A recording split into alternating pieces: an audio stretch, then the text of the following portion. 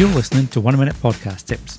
I'm your host, Danny Brown, and each episode helps you be a better podcaster. Find all the latest episodes at 1minutepodcasttips.com or 3 wherever you get podcasts.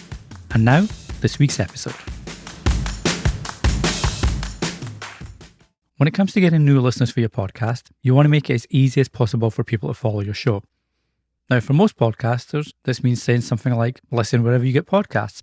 And while that does make sense, it can also make it harder for listeners to find your show, unless you've got super optimized show notes, titles, descriptions, and really know how to optimize your podcast search results. So what I recommend is making a simple link that you can send listeners to that's got all the podcast apps on there, where they can then choose which app they prefer to listen on. For me, I use a Captivate single promo link, which allows me to not only offer different apps for potential listeners, but I can track which apps are getting clicked the most, and I can use them for the ones where I promote the show on a specific app.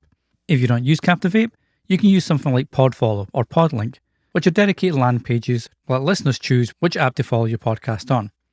You can also use a smart link on Chartable or followthepodcast.com from my podcast reviews.